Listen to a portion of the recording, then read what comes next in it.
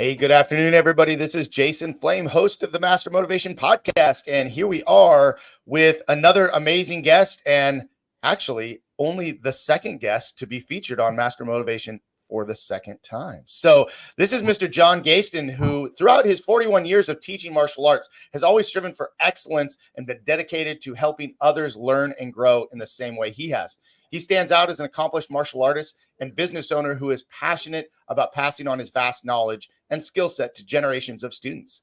John Geyston is a passionate, devoted family man who is dedicated to his wife, Aimee, and three amazing children, Jett, Jayden, and Jianna.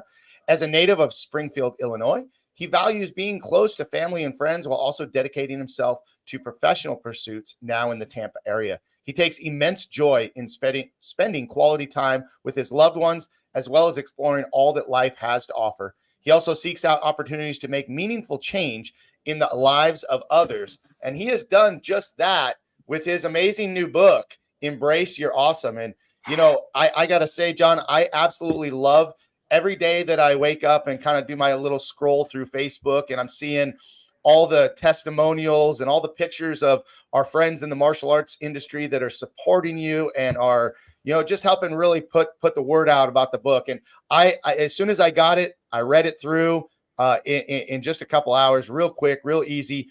And as I said to you, I wish I had a book like this when I was a young man who could unlock some of those, you know, trivial things that we didn't really know about ourselves and how to feel about ourselves. And that's exactly what this book does. So again, welcome to the show and congratulations on all the success so far.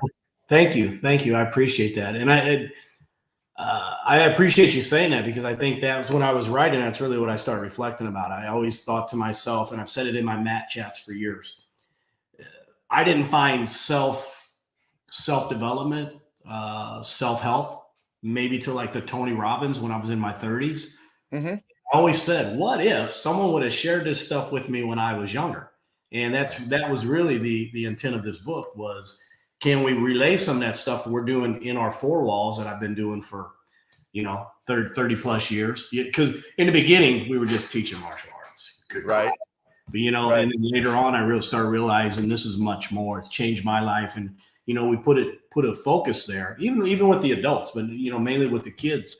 Mm-hmm. And really the book, the intent with the book was to say, I can only have so many students in my four walls. What can I do to make that impact now outside of the four walls? So I appreciate, it's exceeded my expectations.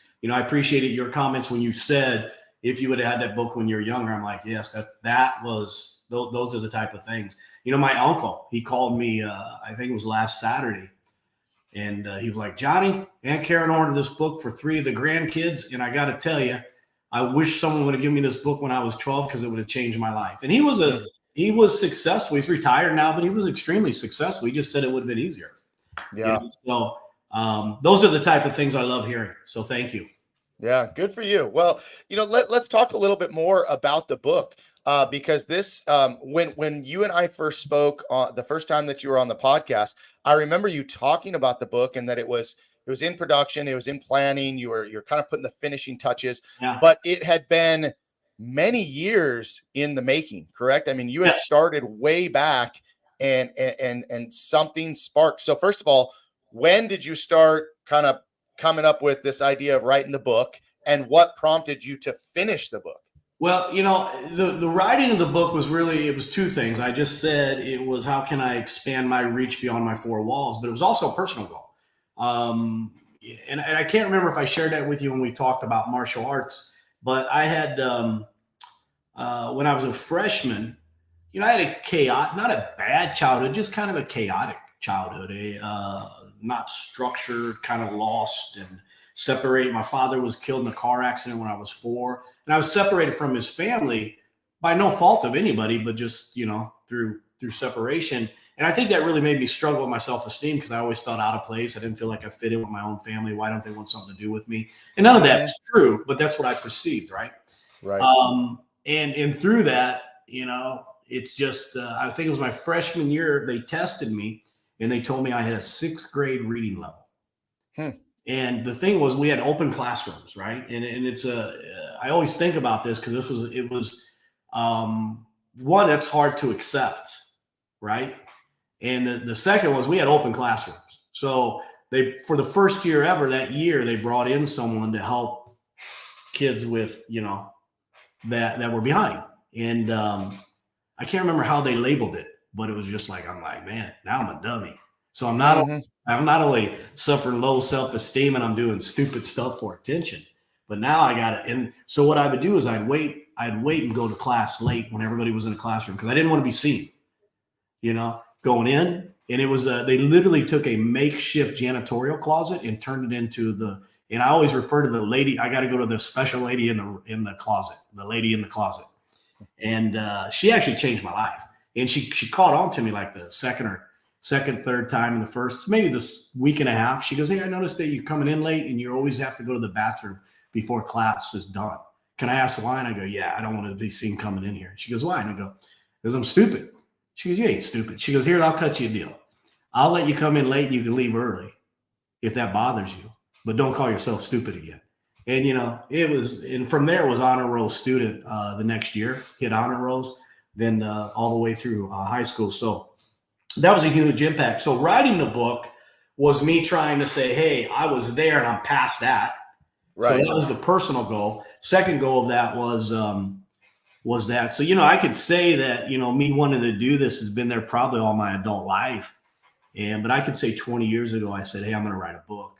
But how? If I do a motivational book, am I going to be trying to compete with Tony Robbins? I'm not that level, that type of thing. So, and then I just start thinking, about 4 or 5 years ago, I should make the book towards, my whole teaching mentality is I want to be the person that I needed in my life when I was younger. So, and it just clicked me one day. I'm repeating that to my staff. And I thought to myself, I'm going to make the book for the young, where I would have been when I was that age. Right. So I would say probably the last 4 or 5 years it was, but then I still had some self-doubt writing it, and you've written a book or books. I have not yet. You haven't. Okay. I thought you not did. Yet. Yeah, I thought you had, but it's, I was talking to, Al, my friend Allie did. And I said, the hard part for I got it done. And then I connected with someone to do it. And then I knew as soon, and they said, when's the manuscript ready for you to send to me so we can get it to editing? And it took me 4 days to hit send because I thought, if I have a bad Matt chat on Monday, I can change it by Wednesday. Right. But if I hit press on this, I can't change it. I don't know if it's ready. Then I kept going. And I think it was I don't want to say self-doubt. It was a little bit of a balance of the self-doubt, but I also think the perfectionist in me was like, oh, it could be better. Right. And then finally I just had to release it and just say, send. Yep. And nervous. And nervous. That was difficult because then I was like, I don't get to modify it. I don't get to edit it. And then you're just sitting back hoping it's received well. Did it do what you thought it was going to do? And not push it out there. But yeah, it ended up being the first, I think we're in the 4th week now. But the first 3 weeks is in its category. It was in the top selling list, I think number 1. Yeah. And then I think it fell to 2 or 3 and then came back to 1. So who knows? I don't think I'm at that. I don't know where I am this week. I haven't looked, but it exceeded all expectations. And then I get people that I respect, such as yourself and, so many people on social media getting the book and they're like, this is, this book has done that. Keith Vitale, who I've always held in high self-esteem, was that guy that I watched when I was fighting, Bill Wallace, him, and, I was kicking and I wanted to be like them guys. And I have him go on there and he writes that I just got this book. I read it and he made the reference that I think this book is good for all kids. It's equivalent, in my opinion, to the Stephen Covey on the habits for adults. Wow. So 7 Habits of Success. He goes, I think this is a must read for kids. I'm like, wow. So here's a guy holding this high self-esteem to say that unsolicited, just boom, post it and go. And I'm like, wow. Yeah. So, well, the great send button, right? The great thing about, getting the book out there. Number one, you talked about having a teacher that told you, you're not dumb. and basically giving you some belief in yourself that propelled you into, becoming an honor roll student. And now you're paying that forward by giving this book, or putting this book in the hands of people that can put it in the hands of other people that are really sharing that same thing, because that's a lot about what this book is talking about, self-worth, self-confidence, erasing the self-doubt. What I love about the book, and as people go through and read it, is that, with every lesson or every chapter, there's some journal time and there's some time to reflect. And, this can be a hard part even for adults too, because I'll be honest, as I went through it, I answered every single question to myself. Awesome.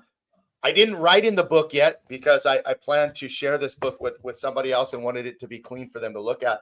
But, a lot of times people will pick up a book like this and they'll look at that journal time and they read through it, because I've done it in many books, read through it, maybe answer the questions, but not really jot the things down. And I think it's in that time that we're jotting things down, making some notes, doing a little highlighting, that makes it just, resonate with us a little bit more. I mean, as I do my podcast, I keep a notepad that I write notes on everybody that I interview, just to come back to some of the really good nuggets that come out of this. So, I just love that self-reflection time.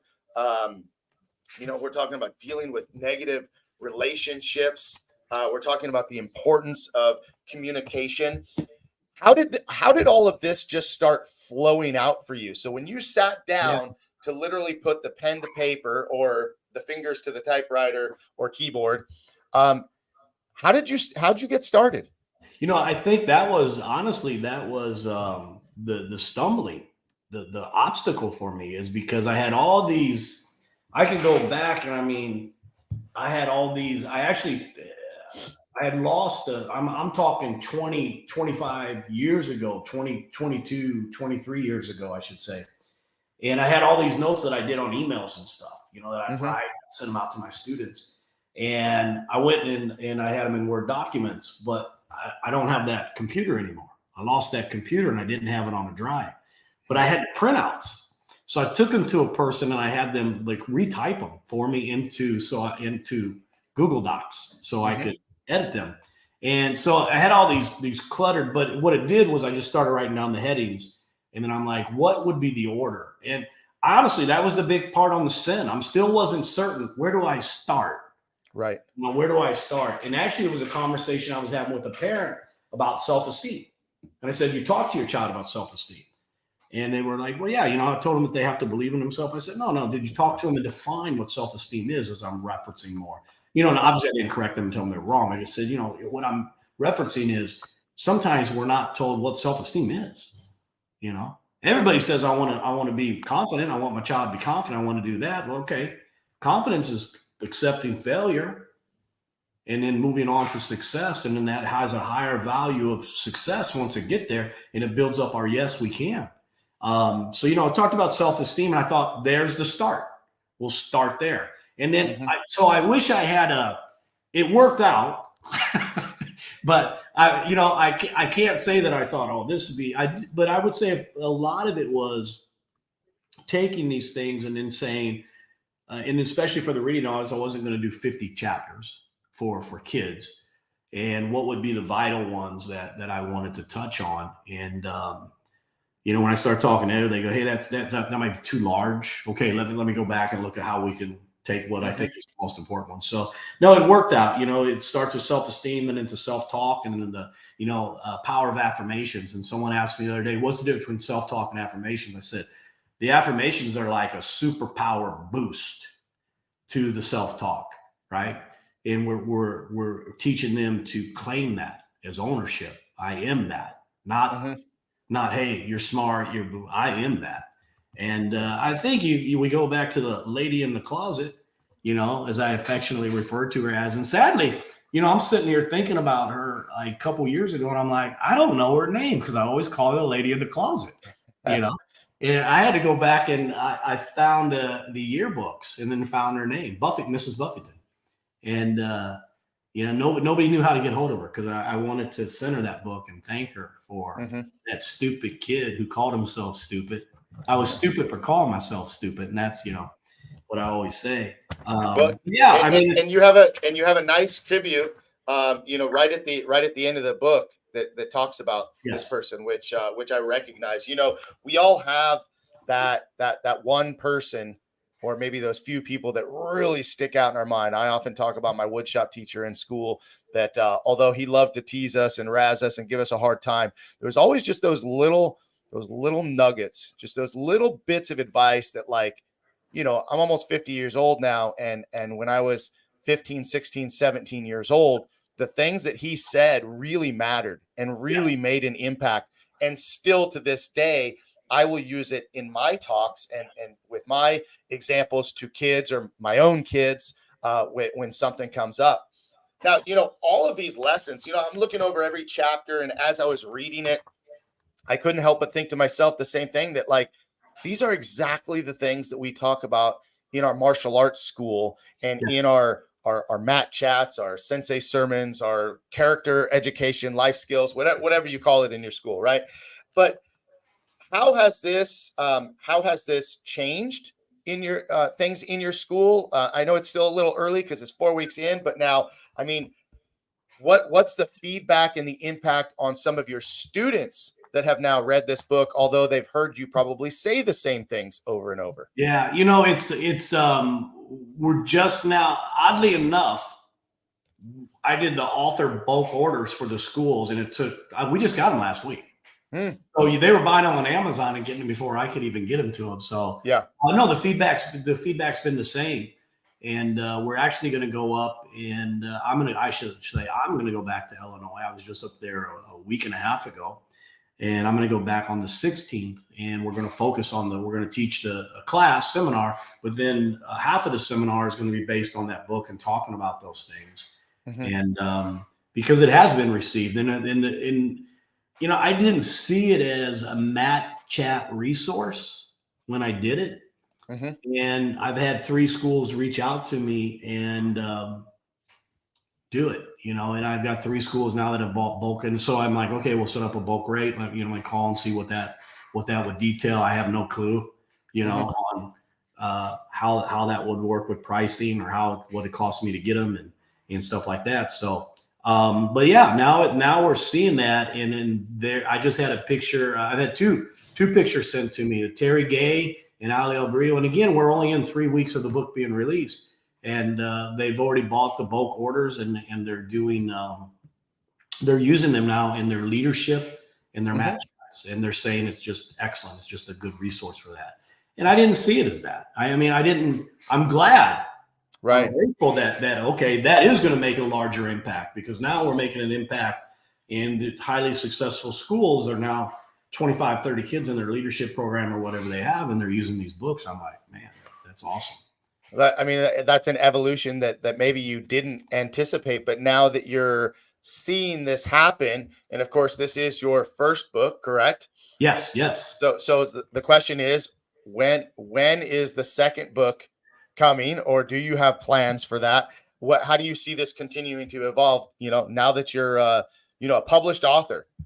Yeah, well, and that's just still me getting my head around that too. I did do, I took these same type of chapters, and I already have like a draft out. I wouldn't say book, and I'm trying to do it for that age of 4 through 6 and make it more of a character book. And I've never done that, so that's a complete different beast.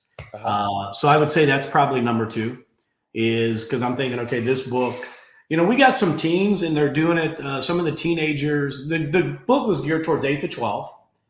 And then only because when I'm writing the book, I'm thinking my 8 to 12-year-old group, I can put this in. So we do 4 and 5, 6 and 7. So, now it's like, okay, what can I do with that 5 through 7 age group? And take some of these same lessons and turn it into more of a story character type book. So I think that's where I want to go next for sure, because I feel like I've left that void there. Right. I mean, maybe this is something they can build into, and who knows where it goes from there. But I know some of the teens have been using the book too, and it's an easier read for them. But I still think, it's my uncle. Like I said, my uncle sat and read it in an afternoon. and loved the book. And he wasn't even talking about the grandkids. He was talking about him, you know? Yeah. And so I think we can see that with some of the teenagers are using that book now as a resource too. It's just an easier read for them, but it's still some of the points. And we've had 1 or 2 parents with teens say, you know, they're doing the journal and they're starting to talk to me about some of those questions now.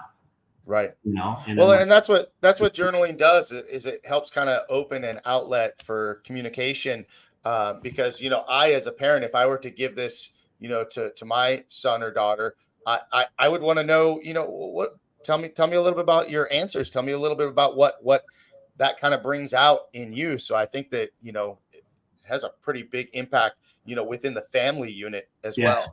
Yeah.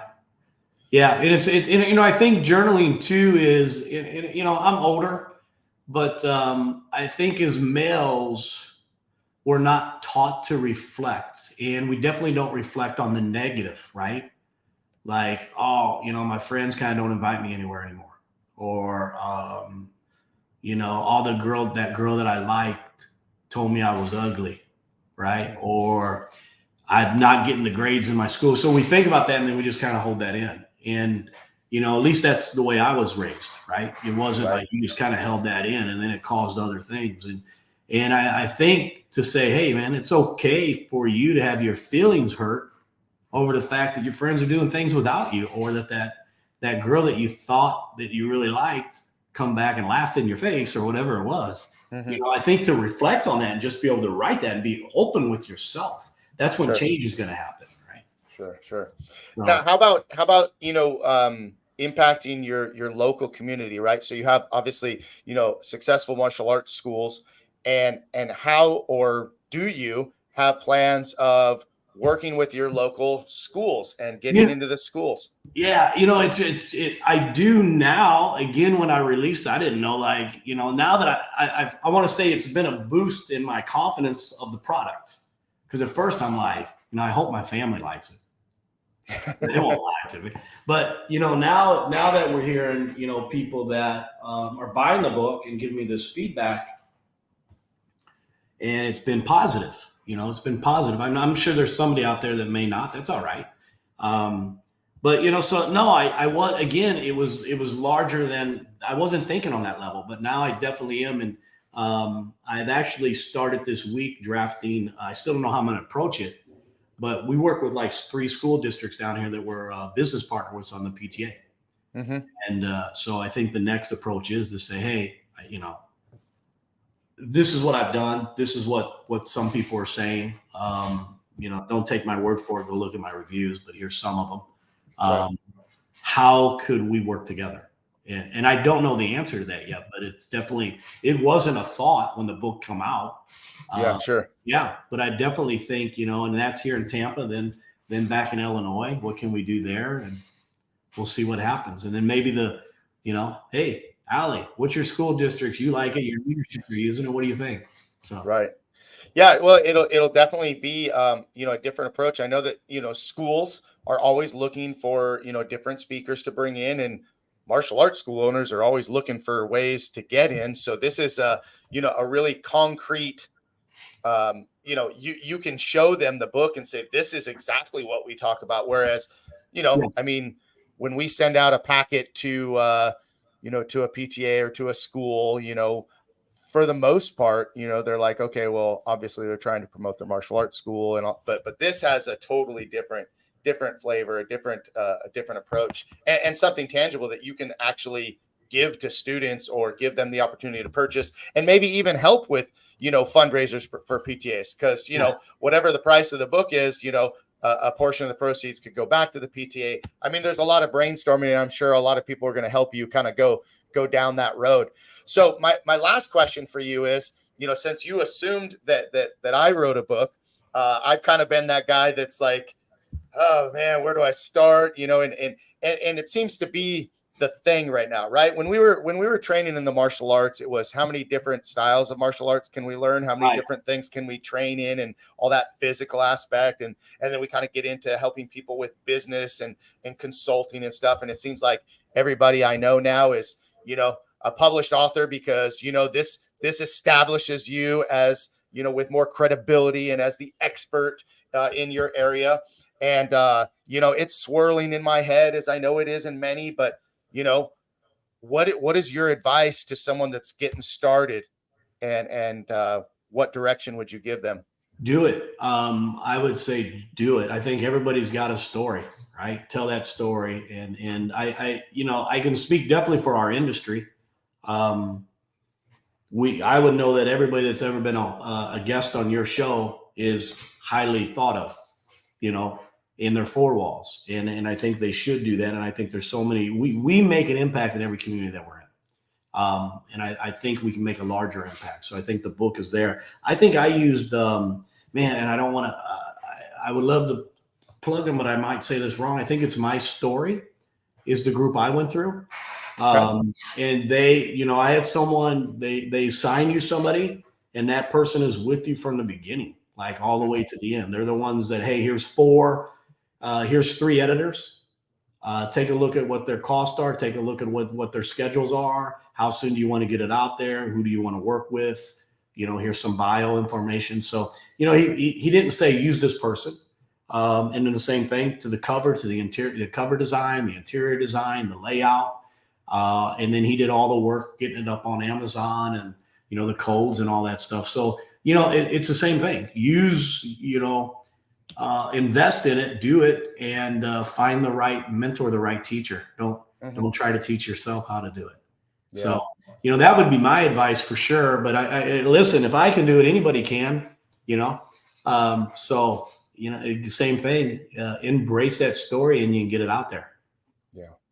Well, hey, congratulations again. Where can everybody go? I mean, I know it's on Amazon, correct? Amazon, right? Yeah. So Amazon would be the quickest way to get it for everybody. And then if there's any school owners that if they're interested in the MAT chats or the leadership team, they can contact me directly on the social media, John Geyston, right, on Facebook, also on Instagram, and then johngeyston@gmail.com if you want to email me, and I'll send the rates over for bulk copy orders. And if you want to use them in leadership, some of them are selling them in their pro shops.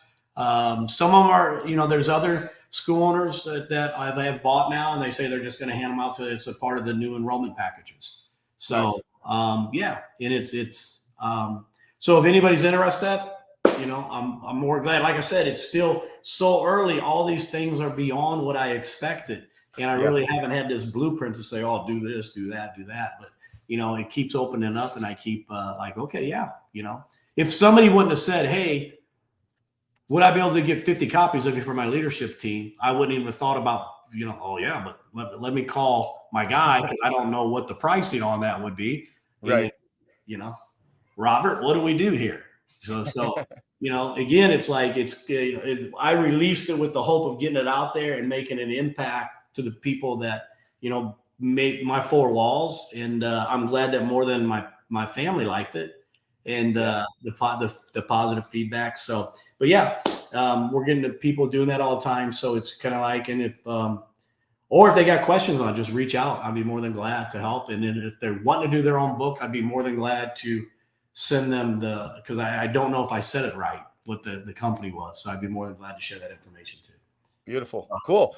Well, guys, for those of you watching or will watch this later, definitely embrace your awesome, great book. I enjoyed it as an almost 50-year-old male who thinks that if I would have read this in my early teens, definitely would have helped me at least have a better understanding of what self-esteem looks like, what self-worth looks like, and really being able to dive in and ask myself some questions early on. Because even now, as I read these questions, I'm going, these are some things I can work on. These are some things that I could put a little bit more attention to and put it in the forefront. So I will be sharing this with my students as well. And I will get with you and talk with you some more in the future. But guys, go to Amazon, pick up a copy, contact John. If you want some bulk rate pricing, johngeyston@gmail.com, and go check him out, Facebook, Instagram. And John, continued success to you. Wishing you all the best, not just in the books, but in your martial arts training. I love watching your posts. Every day you post something positive and exciting. It reminds me to get off my ass and go do something. So thank you for that. Well, thank you. Hey, I appreciate it. I appreciate all the kind words, and the words you take. I sincerely receive them as compliments. So thank you very much. You're welcome. All right, guys. Well, do us a favor and share the video. Let's help get the word out there for John a little bit more. And please go to YouTube and subscribe to the Master Motivation Podcast. And who knows, maybe we'll have John on again when he writes his next book. Yes, I'll be back. I'd love to. All right, man. Thank you so much. Guys, go out and make it a great week. We'll talk to you soon.